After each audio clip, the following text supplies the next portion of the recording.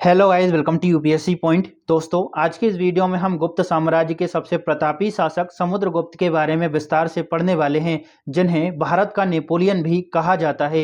इस वीडियो में हम उनकी विजय, प्रयाग प्रशस्ति और प्रशासनिक व सांस्कृतिक योगदान को एग्जाम पॉइंट ऑफ व्यू से कवर करेंगे और महत्वपूर्ण तथ्यों को हम ट्रिक और कोरिलेशन के माध्यम से याद करेंगे, ताकि आपको कम समय में सब कुछ बहुत ही अच्छे से याद हो सके। अगर आप पूरी हिस्ट्री को इसी तरह से पढ़ना चाहते हैं तो हमारी प्लेलिस्ट को जरूर फॉलो करिएगा। तो चलिए आज के टॉपिक की ओर बढ़ते हैं।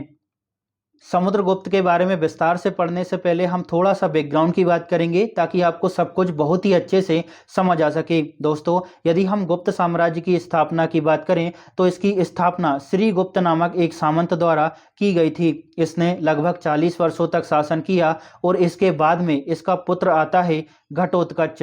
यह गुप्त वंश का दूसरा शासक था और इसने महाराजा की उपाधि धारण की थी। दोस्तों, घटोत्कच के बाद में उसका उत्तराधिकारी हुआ चंद्रगुप्त प्रथम। इन तीनों शासकों के बारे में हम पिछली वीडियो में बहुत ही विस्तार से चर्चा कर चुके हैं और इनसे संबंधित महत्वपूर्ण तथ्यों को हम याद कर चुके हैं। तो यहाँ पर हम थोड़ा सा बैकग्राउंड ले रहे हैं ताकि आपको अच्छे से समझ आ सके। यदि हम चंद्रगुप्त प्रथम की बात करें तो यह गुप्त वंश का पहला सबसे शक्तिशाली शासक था और इसने महाराजाधिराज की उपाधि धारण की थी, मतलब राजाओं का भी राजा। और दोस्तों, चंद्रगुप्त प्रथम पहला ऐसा शासक था गुप्त वंश का जिसने चांदी के सिक्के जारी किए थे। कुछ समय बाद यह लिच्छवी राजकुमारी कुमार देवी से विवाह करता है और इसके बाद में इनका पुत्र होता है जिसका नाम रखा गया समुद्रगुप्त। तो चलिए अब हम समुद्रगुप्त के बारे में पढ़ते हैं और इससे संबंधित जितने भी महत्वपूर्ण फैक्ट होंगे उन्हें हम ट्रिक और कोरिलेशन के माध्यम से याद करेंगे। दोस्तों, समुद्रगुप्त गुप्त वंश का सबसे प्रतापी राजा था। यह एक यथार्थवादी शासक था, अर्थात परिस्थितियों के अनुसार अपनी नीतियों का निर्धारण करता था। समुद्रगुप्त ने कई सारी उपाधियों को धारण किया था दोस्तों, और यहाँ से हमारी परीक्षाओं में प्रश्न देखा जाता है, जैसे परम भागवत की उपाधि किस गुप्त शासक द्वारा धारण की गई, या फिर अश्वमेध पराक्रम की उपाधि किसने धारण की थी। तो यहाँ से हमेशा ही परीक्षाओं में प्रश्न देखे जाते हैं। एक बार हम इन उपाधियों के नाम देखते हैं, फिर हम इनको ट्रिक के माध्यम से याद करेंगे, तो चिंता करने की कोई भी जरूरत नहीं है। सबसे पहले हम इसकी उपाधि की बात करें तो पहली उपाधि थी इसकी अश्वमेध पराक्रम की। दूसरी उपाधि इसने धारण की व्याघ्र पराक्रमांक। तीसरी सर्वराजोच्छेता। चौथी पराक्रमांक। पांचवी इसने धारण की परम भागवत की उपाधि। छठवीं इसने धारण की दोस्तों पृथ्विया प्रथम वीर। और सातवीं इसकी उपाधि थी कच की। देखिए दोस्तों, ये उपाधियां बहुत ही ज़्यादा इंपॉर्टेंट है। हो सकता है थोड़ी देर के लिए आपको रट जाए, लेकिन अगर आप इस छोटी सी ट्रिक का इस्तेमाल कर लेते हैं तो यह आपको हमेशा के लिए याद हो जाएगी। हमारी ट्रिक क्या है? समुद्र बराबर ABC प्लस PK। समुद्र बराबर ABC प्लस PK। तो समुद्र से हो जाएगा आपका समुद्रगुप्त, मतलब यह समुद्रगुप्त की उपाधियां हैं। ए से हो जाएगा आपका अश्वमेध पराक्रम। बी से हो जाएगा व्याघ्र पराक्रमांक। सी से हो जाएगा दोस्तों आपका सर्वराजोच्छेता। और पी से आपकी तीन उपाधियां हो जाएगी पराक्रमांक, परम भागवत और पृथ्विया प्रथम वीर। और के से उपाधि हो जाएगी दोस्तों इसकी कच। तो इस तरह से आपको सारी उपाधियां इसकी याद हो सकती है। बस आपको थोड़ा सा याद रखना है कि समुद्र बराबर क्या था? ABC plus PK। ए से हो गया था हमारा अश्वमेध पराक्रम। बी से हो गया था व्याघ्र पराक्रमांक। सी से हो गया सर्वराजोच्छेता। पी से हो गया हमारा पराक्रमांक परम भागवत और पृथ्विया प्रथम वीर। और के से हो गया दोस्तों कच। तो इस तरह से यदि आप थोड़ा सा याद कर लेते हैं तो सारी उपाधियां आपकी उंगलियों पर होंगी। हो सकता है थोड़ी देर के लिए रट जाएं, लेकिन आप भूल जाएंगे। इस वजह से इस ट्रिक को अच्छे से याद रखिएगा। चलिए अब हम आगे बढ़ते हैं। दोस्तों, समुद्रगुप्त एक महान सेनापति और एक कुशल योद्धा था। राजगद्दी पर बैठते ही कई राज्यों पर अपना प्रभुत्व स्थापित करने का इसने प्रयास किया और इसी क्रम में सबसे पहले नागवंश के दो राजाओं नागसेन और अच्युत को इसने पराजित किया। अब देखिए, यहाँ से हमारी परीक्षा में प्रश्न पूछा जाता है कि समुद्रगुप्त ने सबसे पहले किसको पराजित किया था। तो आपको याद रखना है कि नागवंश के दो राजा थे, नागसेन और अच्युत। यदि यह आपको याद नहीं होता है तो थोड़ी सी आप कोरिलेट कर सकते हैं चीज़ों को, आपको याद हो जाएंगे। कैसे कि भैया समुद्र है ना, और उस समुद्र में बहुत सारे नाग हैं, तो सबसे पहले हम उनको ही मार देते हैं कहीं वो डस ना ले। तो भैया समुद्र है तो समुद्र से क्या हो गया, समुद्रगुप्त, और समुद्र में क्या है, बहुत सारे नाग हैं, है ना, तो हम उनको ही मारेंगे। तो समुद्रगुप्त ने भी क्या किया, नागों को ही पहले मारा। ठीक है, तो समुद्रगुप्त ने नाग वंश के दो राजाओं नागसेन और अच्युत को पराजित किया था। दोस्तों, समुद्रगुप्त ने बहुत सारे सैन्य अभियान किए और इन सैन्य अभियानों की जानकारी इसके राजकवि हरिसेन के प्रयाग प्रशस्ति से मिलती है। मतलब प्रशंसा में लिखा गया यह एक अभिलेख है और प्रयागराज में स्थित है, इस वजह से इसको प्रयाग प्रशस्ति कहा जाता है।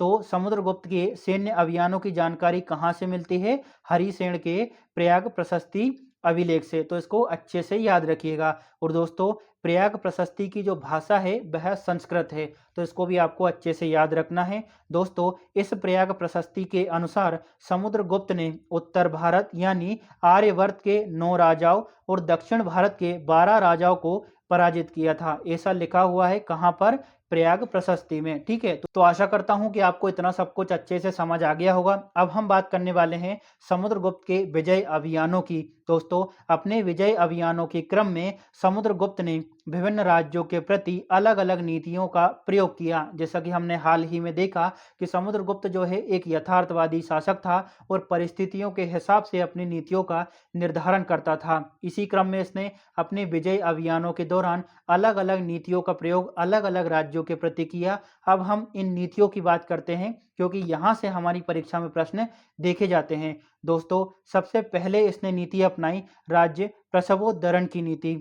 इसे प्रत्यक्ष नियंत्रण की नीति भी कहा जाता है। इस नीति के तहत समुद्रगुप्त ने आर्यवर्त यानी उत्तर भारत के राज्यों को पराजित करके उन्हें अपने साम्राज्य में मिला लिया था। उत्तर भारत के 9 राज्यों को समुद्रगुप्त ने पराजित किया और उनके प्रति कौन सी नीति अपनाई, राज्य प्रसवोद्धरण की नीति। मतलब इसके तहत समुद्रगुप्त ने उन 9 राज्यों पर अपना कंट्रोल स्थापित कर लिया, अपने अधीन कर लिया।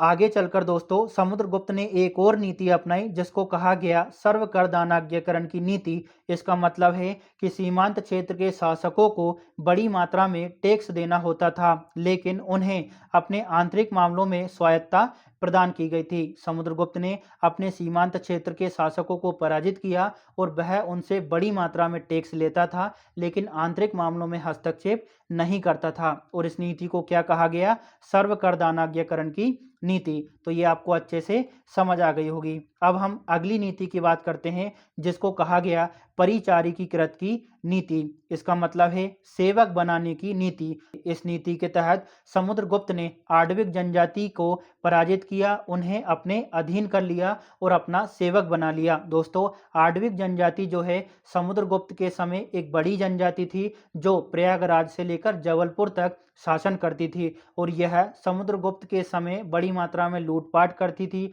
लोगों की हत्या करती थी। इसी वजह से इस आड्विक जनजाति को समुद्रगुप्त पराजित करता है और उन्हें अपना सेवक बना लेता है। और दोस्तों, इस आड्विक जनजाति के प्रति जो नीति अपनाई उसको क्या कहा गया, परिचारिकीकृत की नीति। इसके बाद दोस्तों, दक्षिण भारतीय राज्यों के प्रति समुद्रगुप्त ने एक अलग नीति अपनाई जिसको कहा गया ग्रहण मोक्षानुग्रह की नीति। इसके तहत समुद्रगुप्त ने दक्षिण भारत के 12 राज्यों के एक संघ को पराजित किया, लेकिन उनसे धन लेकर उन्हें अपना राज्य पुनः सौंप दिया। तो देखिए, यहाँ से हमारी परीक्षा में प्रश्न पूछा जाता है कि दक्षिण भारतीय राज्यों के प्रति समुद्रगुप्त द्वारा अपने विजय अभियान के दौरान कौन सी नीति को अपनाया था। तो बहुत सारे ऑप्शन मिल जाते हैं, जैसे परिचारिकीकृत की नीति, है ना, कन्योपायन की नीति या फिर ग्रहण मोक्षानुग्रह की नीति। तो आपको याद रखना है कि दक्षिण भारतीय राज्यों के प्रति कौन सी नीति अपनाई थी, ग्रहण मोक्षानुग्रह की नीति। इस नीति के तहत उसने दक्षिण भारत के 12 राज्यों के एक संघ को पराजित किया, लेकिन उनको अपने अधीन नहीं किया, उनसे धन लिया और राज्य को वापस लौटा दिया। इसके बाद दोस्तों, इसने एक और नीति अपनाई जिसका नाम था कन्योपायन की नीति। इस नीति के तहत दोस्तों, समुद्रगुप्त ने विदेशी राज्यों को पराजित किया, जैसे नेपाल के राजा और बर्मा के राजाओं को पराजित किया और उनकी कन्याओं से इसने विवाह कर लिया। तो इस तरह से विदेशी राज्यों के प्रति दोस्तों जो नीति अपनाई उसको क्या कहा गया, कन्योपायन की नीति। तो देखिए यहाँ से हमारी परीक्षा में प्रश्न पूछा जाता है कि समुद्रगुप्त ने कन्योपायन की नीति किसके प्रति अपनाई थी, और बहुत सारे ऑप्शन मिल जाते हैं कि आड्विक जनजाति के प्रति, दक्षिण भारतीय राज्यों के प्रति, सीमांत क्षेत्र के राज्यों के प्रति और विदेशी राज्यों के प्रति। तो आपको याद रखना है कि कन्योपायन की नीति जो है वह विदेशी शासकों के प्रति समुद्रगुप्त द्वारा अपनाई गई थी। इसके तहत समुद्रगुप्त विदेशी राज्यों को पराजित करता था और उनकी कन्याओं से विवाह कर लेता था। तो आशा करता हूं कि इतना आपको अच्छे से समझ आ गया होगा। चलिए अब हम आगे बढ़ते हैं। दोस्तों, समुद्रगुप्त के इन्हीं सैन्य अभियानों के कारण एक इतिहासकार थे V.A. स्मिथ। इन्होंने समुद्रगुप्त को भारत का नेपोलियन कहा है। तो देखिए, भारत का नेपोलियन किसने कहा है?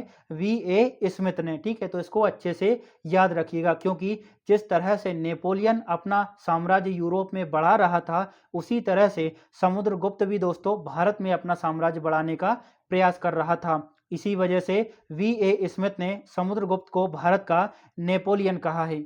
इसके बाद कुछ इंपॉर्टेंट फैक्ट हैं, उनकी बात कर लेते हैं। देखिए दोस्तों, अपनी विजय के पश्चात में समुद्रगुप्त ने अश्वमेध यज्ञ किया था। तो यहाँ पर आपको याद रखना है कि समुद्रगुप्त पहला गुप्त शासक था जिसने अश्वमेध यज्ञ किया था। गुप्तों से पहले पुष्यमित्र शुंग, जो कि शुंग डायनेस्टी का प्रथम और प्रतापी शासक था, इसने दोस्तों 2 अश्वमेध यज्ञ किए थे। जब हमने मौर्योत्तर काल पढ़ा था तो वहां पर हमने शुंग, कण्व और सातवाहन वंश के बारे में विस्तार से चर्चा की है। अगर आपने वो वीडियो नहीं देखी हो तो उसको जरूर देखिएगा। तो भैया, शुंग वंश का एक शासक था पुष्यमित्र शुंग, उसने 2 अश्वमेध यज्ञ किए थे। और उसके बाद में गुप्त वंश में एक शासक हुआ समुद्रगुप्त, जिसने अश्वमेध यज्ञ किया था। तो इसको अच्छे से याद रखिएगा। एक और पॉइंट आपको याद रखना है, समुद्रगुप्त विष्णु का उपासक था। यदि यह याद नहीं होता है तो आप नॉर्मली याद कर सकते हैं कि भैया समुद्र में कौन रहते हैं? विष्णु रहते हैं, है ना। भगवान विष्णु समुद्र में ही तो रहते हैं। तो समुद्र में कौन रहते हैं? विष्णु रहते हैं। इस वजह से समुद्रगुप्त जो है विष्णु का उपासक था। चलिए अब हम आगे बढ़ते हैं। दोस्तों, समुद्रगुप्त की हमें टोटल 6 मुद्राएं प्राप्त होती है, और यह जो है बहुत ही इंपॉर्टेंट है, क्योंकि यहाँ से हमारी परीक्षा में प्रश्न पूछा जाता है कि गरुड़ नामक मुद्रा जो है वह किस गुप्त शासक द्वारा चलाई गई, या फिर वीणा वादन प्रकार की मुद्रा किस गुप्त शासक ने चलाई है। तो इनको अच्छे से याद रखना है। एक बार हम इनके नाम देख लेते हैं, फिर हम इनको ट्रिक के माध्यम से याद करेंगे। तो 6 मुद्रा कौन कौन सी है? तो पहली है गरुड़ मुद्रा, जो कि समुद्रगुप्त ने चलाई थी। इसके बाद है धनुर्धारी मुद्रा, फिर है परशु मुद्रा। इसके बाद है दोस्तों अश्वमेध प्रकार की मुद्रा। इसमें समुद्रगुप्त को अश्वमेध यज्ञ करते हुए दिखाया है, और इस मुद्रा में अश्वमेध जो घोड़ा है उसको भी दर्शाया गया है। इसके बाद है व्याघ्र हनन प्रकार की मुद्रा। इसमें समुद्रगुप्त को एक बाघ को मारते हुए दिखाया है, एक बाघ की हत्या करते हुए दिखाया है। इसके बाद है वीणा वादन प्रकार की मुद्रा। इसमें समुद्रगुप्त को वीणा बजाते हुए दिखाया है। इससे पता चलता है कि समुद्रगुप्त जो है वह वीणा प्रिय था, मतलब वीणा को बजाता था। अगर आपको ये 6 मुद्राएं याद नहीं होती है तो आप एक छोटी सी ट्रिक का इस्तेमाल कर सकते हैं, और वो ट्रिक है GDP ABB। कोई अपनी बीवी से कह रहा है कि ABB GDP कहाँ है? ABB GDP कहाँ है? तो ABB से दोस्तों आपकी ये जो लास्ट की 3 मुद्राएं हैं ना, वो याद हो जाएगी, और GDP से आपकी ऊपर की 3 मुद्राएं याद हो जाएगी। चलिए एक एक को देखते हैं। G से हो जाएगा गरुड़ मुद्रा, D से हो जाएगा धनुर्धारी मुद्रा, P से हो जाएगा परशु मुद्रा, A से हो जाएगा दोस्तों अश्वमेध प्रकार की मुद्रा, B से हो जाएगा व्याघ्र हनन मुद्रा, और अगले B से हो जाएगा आपका वीणा वादन प्रकार की मुद्रा। तो भैया कोई कह रहा है कि ABB GDP कहाँ है? तो इस तरह से आपको 6 मुद्राएं आसानी से याद हो जाएगी। देखिए दोस्तों, हो सकता है कि थोड़ी देर के लिए आपको ऐसा लगे कि हमें तो रट लेना चाहिए, लेकिन कुछ समय बाद जो है आप भूल जाएंगे, या फिर इन 6 मुद्राओं में से 1-2 आप स्किप कर जाएंगे। लेकिन यदि आप दिमाग में रखेंगे कि कोई कह रहा था कि ABB GDP कहाँ है, तो आपको सारी मुद्रा जो है वह क्रम से याद हो जाएगी, और आप कभी भी नहीं भूलेंगे। तो आप चाहें तो इस ट्रिक का इस्तेमाल कर सकते हैं। अब हम कुछ MCQs लगा लेते हैं, जिससे हमें पता चलेगा कि हम सही दिशा में पढ़ रहे हैं या फिर नहीं। तो हमारा पहला प्रश्न है, समुद्रगुप्त मुख्यतः किसके लिए जाना जाता था? तो इसका सही उत्तर होगा दोस्तों ऑप्शन बी, उसके सैन्य विजयों के लिए, क्योंकि समुद्रगुप्त ने बहुत सारे राज्यों पर अधिकार किया और अपने सैन्य अभियानों में बहुत सारी नीतियों का प्रयोग किया था। इसी वजह से समुद्रगुप्त को अपने सैन्य अभियानों के लिए जाना जाता है। तो ऑप्शन बी इसका राइट आंसर होगा। अगला प्रश्न है, कौन सा शिलालेख समुद्रगुप्त के सैन्य अभियानों के बारे में विवरण प्रदान करता है? तो इसका सही उत्तर होगा दोस्तों ऑप्शन ए, इलाहाबाद स्तंभ शिलालेख। अब देखिए इलाहाबाद का वर्तमान नाम क्या हो गया है? प्रयागराज। तो यह जो है पहले पूछा गया प्रश्न था, इस वजह से यहाँ पर इलाहाबाद लिखा है। इलाहाबाद शिला अभिलेख या फिर प्रयाग प्रशस्ति स्तंभ अभिलेख से हमें समुद्रगुप्त के सैन्य अभियानों की जानकारी मिलती है। चलिए अब बढ़ते हैं अगले प्रश्न की ओर। समुद्रगुप्त ने कौन सी उपाधि धारण की थी जो एक कवि के रूप में उसकी प्रतिभा को दर्शाती है? तो देखिए इसको अच्छे से याद रखिएगा। कवि के रूप में उसकी एक और उपाधि थी जिसका नाम था दोस्तों कविराज। इसका राइट आंसर होगा ऑप्शन सी। उसकी उपाधियों को हमने पढ़ने के लिए एक ट्रिक का प्रयोग किया था, ABC प्लस पी के। तो पी से हमने 3 उपाधियां देखी थी और के से हमने कच देखा था, लेकिन के से आपको एक और याद रखना है, कविराज। तो इस तरह से के से आपकी 2 याद हो जाएगी। इसी वजह से मैंने कहा है कि समुद्रगुप्त की उपाधियां जो है बहुत ज़्यादा है, तो आप एक ट्रिक से ही उनको याद कर सकते हैं। तो समुद्रगुप्त की अब 8 उपाधियां हो गई है, के से 2 हो गई है, एक कच और एक कविराज। चलिए अगले प्रश्न की ओर बढ़ते हैं। परम भागवत उपाधि धारण करने वाला प्रथम गुप्त शासक कौन था? तो इसका राइट आंसर होगा ऑप्शन सी, समुद्रगुप्त। देखिए दोस्तों, जब हमने समुद्रगुप्त की उपाधियों को पढ़ा था तो हमारी ट्रिक थी समुद्र बराबर ABC प्लस पी के। तो पी से हमने 3 उपाधियों को पढ़ा था, परम भागवत, परक क्रमांक और पी से एक और थी पृथ्विया प्रथम विजय। तो हमने पी से 3 उपाधियों को पढ़ा था। तो ये जो परम भागवत की उपाधि है वह किसकी है? समुद्रगुप्त की।